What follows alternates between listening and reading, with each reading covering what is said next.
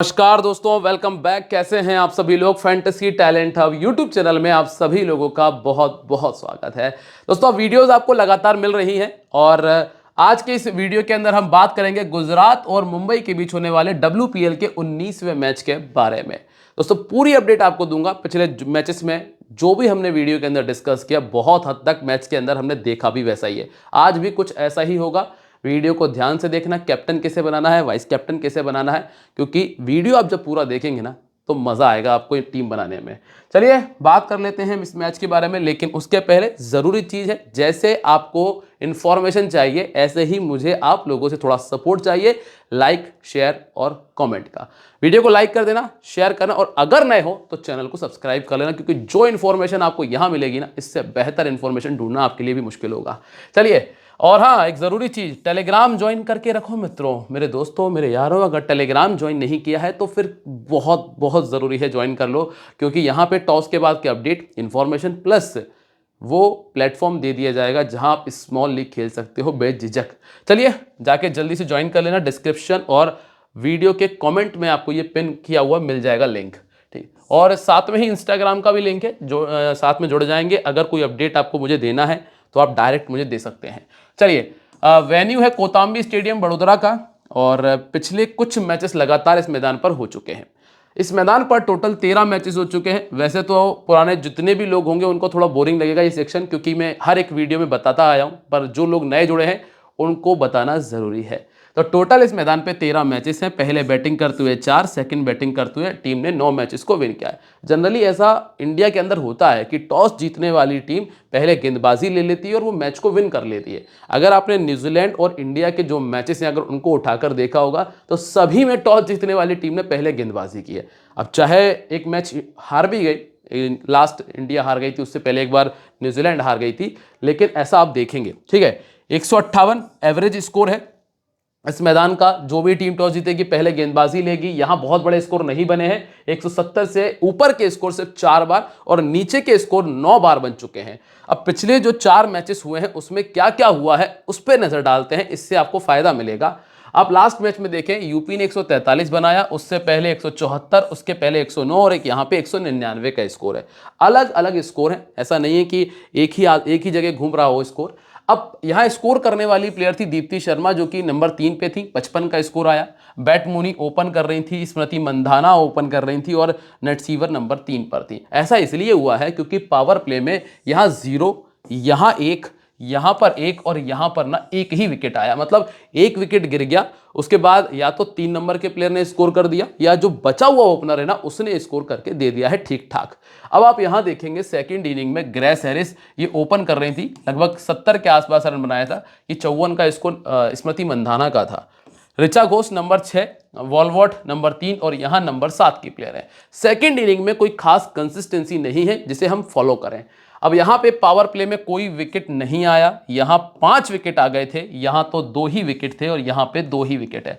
Second inning में wicket आने के जो चांसेस हैं वो थोड़े से आपको ज्यादा दिखेंगे, ठीक है। अब विकेट्स की बात कर लेते हैं। सबसे पहले यहां पे हम ये देख लेते हैं कि क्या स्थिति रही है।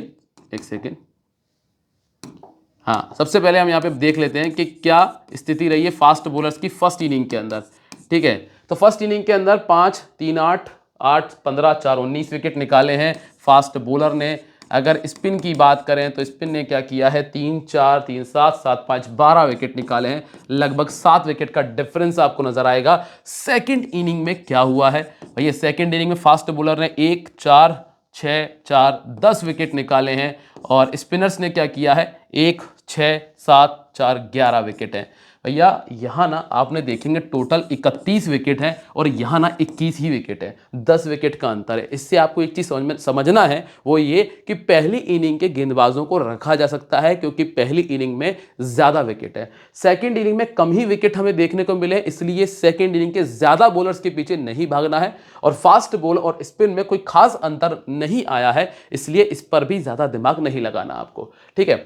दोनों टीमों के हेड टू हेड देखोगे तो मुंबई का पलड़ा आपको हमेशा भारी ही नजर आएगा। लास्ट टाइम जब गुजरात ने 192 बना लिया था, उसको भी एमआई ने सिर्फ 193 रन को 3 विकेट गंवाकर बना लिया था, ठीक है। वहां पे स्कोर करने वाली प्लेयर थी वारेहम, भारती फूलमाली 36, कनिका आहूजा 35 और बैट मुनिक का 33 है। एमआई की कॉमन प्लेयर्स ने स्कोर किया है जो हमेशा करती हैं, जैसे कि अमनजोत कौर 40, हरमनप्रीत कौर 71 और निकोला कैरी 38। यहाँ से भी वही नाम है, हैले Matthew 77+3, net sewer 77, Harmanpreet Kaur 36 और एमिली केर 2 विकेट। ये इनकी फेमस प्लेयर हैं जो स्कोर करती भी हैं। यहाँ पे डेनियल गिब्सन, लिचफील्ड और गिब्सन 34 रन 2 विकेट और 31 रन लिचफील्ड ने बनाया था। बस यहाँ आपको जरूर दो नाम ऐसे देखने मिलेंगे जो ज्यादा फेमस नहीं है और इन्होंने स्कोर कर दिया था। चलिए अब बात करते हैं गुजरात की। गुजरात की तरफ से Sophie Devine, Beth Mooney, Anushka Sharma, Ashleigh Gardner, Wareham, Bharti Phulmali, Ahuja, Kashvi Gautam, Rajshri Gayakwad, Renuka Singh Thakur और तनुजा कंवर आपको मिलेंगी। नई गेंद के साथ में हमेशा ये आपको 3 ओवर करके दे के चली जाएंगी। इसके बाद काशवी गौतम भी लगभग 3 ओवर डाल रही है। एक मैं आपको चीज़ बता देता हूँ, कुछ ऐसी प्लेयर्स हैं जो टॉप ऑर्डर में बैटिंग कर रही हैं और लगभग 4 ओवर डाल देंगी, जैसे कि वारेहम के 4 ओवर, गार्डनर के 4 ओवर आपको पूरे देखने मिल जाएंगे, प्लस डिवाइन के भी 4 ओवर हो जाएंगे। ठीक है, डिवाइन के भी आपको 4 ओवर देखने मिल जाएंगे। तो 12 ओवर तो आपके ये लगभग फिनिश हो गए। नीचे से अब रखना हो तो रखो, नहीं रखना हो तो ऐसी कोई बहुत बड़ी बात नहीं है, क्योंकि 20 में से 12 ओवर आपको मिल जा रहे हैं, फिर क्या समस्या है। 8 ओवर का तो रिस्क लिया जा सकता है। ठीक है, आगे बढ़ जाते हैं। अब बात करेंगे इसमें हम इनके स्टेट्स की, ग्राउंड स्टेट्स की। तो ग्राउंड में डिवाइन का एवरेज 31 है, मूनी का एवरेज 20 है जिसमें 2 50 हैं, अनुष्का शर्मा का 23 का एवरेज है, एश्ले गार्डनर का 35 का एवरेज है। ये 3 50 लगा चुकी हैं 6 मैचेस के अंदर। भारती फूलमाली का रिकॉर्ड कुछ खास नहीं है, जॉर्जिया का रिकॉर्ड बहुत कुछ खास नहीं है, लेकिन जॉर्जिया को बेनिफिट मिलता है। कहाँ गई जॉर्जिया का रिकॉर्ड? लिखना भूल गया हूँ मैं, आपको टेलीग्राम पे दिखा दूंगा मैं। डिवाइन के पास में 7 विकेट्स हैं, एश्ले गार्डनर के पास में 8 विकेट्स हैं, कनिका आहूजा, ठीक है, काशवी गौतम 6 में 6 विकेट, राजेश्वरी को 3 में 6 विकेट मिल चुके हैं और रेणुका सिंह ठाकुर के पास में 5 इनिंग में 8 विकेट शामिल हैं। अब आप आ जाइए सोफी डिवाइन पे। डिवाइन क्या कर रही है? 4 विकेट, 50 + 2 विकेट, 8 + 3 विकेट, 8 + 1 विकेट, 95-2, 38-2। हर एक मैच में प्राइम कैप्टनसी का वाला काम किया है। ठीक है, प्राइम कैप्टनसी का काम किया है। 29 में 33 विकेट है और 27 का बैटिंग एवरेज मेंटेन कर रही है। लेकिन जब मुंबई के सामने बात आती है तो एवरेज सिर्फ 8 का है और विकेट भी सिर्फ 3 ही निकाले हैं। तो कुल मिलाकर देखा जाए तो इस मैच में अगर आप थोड़ा सा रिस्क उठाना चाहते हो, क्योंकि सभी लोग तो इनके पीछे एज अ कैप्टन भागेंगे, हम इन्हें वाइस कैप्टन बना सकते हैं। ये थोड़ा सा रिस्क लिया जा सकता है क्योंकि कैप्टनसी का एक अच्छा ऑप्शन है हमारे पास। राइट आर्म ऑफ स्पिन के सामने ये 4 बार आउट हो चुकी हैं। हैले मैथ्यूज इस सामने वाली टीम के पास में है। इसके बाद बैट मूनी, ये बैट से स्कोर करती हैं, अच्छी प्लेयर है, इनके बारे में ज़्यादा बात करने की आवश्यकता नहीं है। मैं हमेशा कहता हूं अपनी हर वीडियो के अंदर जहां बैट मूनी होती है कि बैट मूनी एक मात्र ऐसी प्लेयर जिनको आप सिर्फ बल्लेबाजी की दम पे कैप्टन और वाइस कैप्टन बना सकते हो, क्योंकि ये स्कोर करती हैं। चूंकि विकेट कीपर भी हैं तो फायदा मिल ही जाता है। ठीक है, शबनम इस्माइल इनको थोड़ा परेशान करेंगी। इसके बाद अनुष्का शर्मा तगड़ा परफॉर्मेंस कर रही हैं। अगर आपके 11 प्लेयर पूरे नहीं हो पा रहे, मतलब 10 तक पहुंच चुके हो, अब सोच रहे हो कि एक प्लेयर किसको लूं, तो एक इस खिलाड़ी पर रिस्क लो। मतलब शॉट्स बहुत कमाल के हैं, बहुत अच्छे शॉट्स खेलती हैं। ना चले एक अलग बात है, लेकिन रिस्क इन पे लिया जा सकता है क्योंकि मैचेस ज़्यादा खेले नहीं है, 5 ही मैचेस खेले, पर मुझे समझ में आ गई है ये प्लेयर अच्छा खेलती हैं। ठीक है, इसके बाद एश्ले गार्डनर, यहां पर भी आपको दिमाग नहीं लगाना। ये जो ऊपर की हमने 4 प्लेयर देखी है ना, ऑलमोस्ट चारों की चारों प्लेयर बिल्कुल कंफर्म है जो टीम में जगह बना सकती हैं। हाँ, अगर आप चाहो तो कनिष्का को रिप्लेस करना तो वो कर सकते हो। अब आप आएंगे नंबर 5 पे, जहां पे जॉर्जिया वारेहम मिलती हैं। हालांकि बॉलिंग से थोड़ा सा डगमगा रही हैं, लेकिन बॉलर बहुत तगड़ी हैं। 26 पारियों में 36 विकेट इनके पास हैं, ये ध्यान रखिएगा। चूंकि इंडियन प्लेयर्स स्पिन को ठीक खेल लेती हैं तो हो सकता है कि उतने विकेट नहीं मिल रहे हैं, लेकिन अच्छी प्लेयर हैं तो इनको लेके चलना। तो कुल मिलाकर जो ऊपर की 5 प्लेयर हैं, ये पांचों आपकी टीम में जगह बना सकती हैं। इसके बाद भारती फूलमाली पे आपको ज़्यादा दिमाग नहीं लगाना है। 14 मैचेस में आपको जो भी एवरेज नज़र आ रहा है, ये है सिर्फ और सिर्फ नॉट आउट रहने की वजह से, इसलिए यहाँ आपको दिमाग नहीं लगाना। फिर कनिका आहूजा पे भी आपको दिमाग नहीं लगाना है, आप स्क्रीनशॉट ले सकते हैं। फिर आएंगे आप काशवी गौतम ने फिर भी ठीक किया है, 16 में 18 विकेट है, पर अभी मुझे ज़रूरत नहीं है। राजेश्वरी गायकवाड़ पिछले दोनों मैचेस में ठीक किया है, इस वजह से इस मैच में इनको मैं लेके चल रहा हूं। अगर आप इनको नहीं लेना चाहते हैं तो हमारे पास एक और अच्छा ऑप्शन है, वो है तनुजा कंवर पे भी ज़्यादा दिमाग नहीं लगा रहा हूं मैं, वो है रेणुका सिंह ठाकुर का। इनको लगभग 1 विकेट मिल ही जाता है, इसीलिए आप इनको ट्राई कर सकते हैं।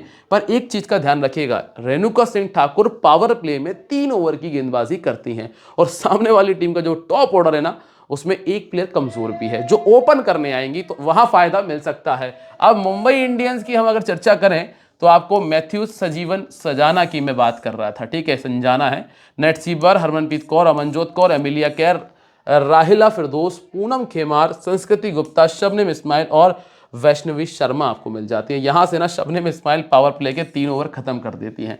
अब यहां भी कुछ ऐसी प्लेयर्स हैं जो टॉप ऑर्डर में बैटिंग भी कर रही हैं, साथ में ओवर भी पूरे डाल देती हैं। जैसे हाइले म्यूथुस लगभग 2 से 3 ओवर 4 तक लिख सकते हो आप। नेट सीवर ये भी 2 से 4 ओवर की गेंदबाजी कर जाती हैं। इसके बाद अमनजोत कौर भी लगभग 2 से 4 ओवर की गेंदबाजी ये दे जाएंगी। अमिलिया केर तो 4 ओवर पूरे डालेंगी। मतलब आपके पास टॉप 6 में वो 4 प्लेयर ऐसी हैं और ये चारों मिलकर लगभग 15 ओवर तो आपको दे ही जाएंगी। 15 नहीं, चलो लगभग 12 से 13 ओवर, तो 6-7 ओवर आपके यहाँ मिस होंगे जिसमें शबनम इस्माइल पावर प्ले में गेंदबाजी करती हैं। अब इस मैदान का रिकॉर्ड चेक कर लेते हैं। देखो बैटिंग एवरेज क्या कहता है, हेले मैथ्यूज 21 का एवरेज है 1.50 के साथ। सजाना का रिकॉर्ड अच्छा नहीं है और इसीलिए मैं रेणुका सिंह ठाकुर का कह रहा था आपसे। नेट सीवर का रिकॉर्ड तो बहुत तगड़ा है क्योंकि 4 मैचेस में चारों में बड़े स्कोर हैं, 4 खेले चारों में बड़े स्कोर हैं।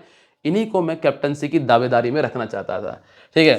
हरमनप्रीत कौर 29, एमिलिया केर 3 में 29। अब आप आ जाइए यहाँ गेंदबाजी में, मैथ्यूज के पास में है 8 विकेट, वो भी 4 इनिंग्स में। अमनजोत कौर के पास में 3 है, नेट सीवर के पास में 3 है, शबनम इस्माइल के पास 4 विकेट है, ठीक है। अब सबसे पहले हेले मैथ्यूज 3 विकेट, 1 विकेट, 1 विकेट, 22, 13, 12, 56 का score. As a player confirm है, मतलब हमने वहां पे कितनी प्लेयर देख ली थी, लगभग 5 से 6, एक प्लेयर आपको यहां से ये मिलती है, ठीक है। दोनों इनिंग्स में 50 बना चुकी हैं, 2-2। इसके बाद अगला नाम है सजीवन। यहां मैं दिमाग नहीं लगा रहा हूं क्योंकि हमारे पास इतने सारे ऑप्शंस हैं, हमें दाएं बाएं जाने की जरूरत ही नहीं है स्मॉल लीग में। 24 में 25 विकेट प्लस 46 का एवरेज, दोनों इनिंग में 6-6, 50, 100 लगा चुकी हैं। और यहां देखोगे आप 100, 65, 65, 70 और 4-1, 15-2। तो ये नेट सीवर ना मेरे लिए कैप्टनसी के एक अच्छा ऑप्शन बन सकती है, ठीक है, क्योंकि बैटिंग बेहतर करती है। गेंदबाजी में अगर गलती से विकेट मिल जाए तो फायदा है। हरमनप्रीत कौर ऑलमोस्ट कंफर्म कह सकते हो, 40 का एवरेज है, दोनों इनिंग्स में 50 है। ये 3 प्लेयर यहां से आपको कंफर्म मिल गई हैं। हरमनप्रीत कौर को एक समस्या आती है कब, जब कोई लेग स्पिन इनके सामने आ जाए और सामने वाली टीम में कोई लेग स्पिनर ही तो नहीं है।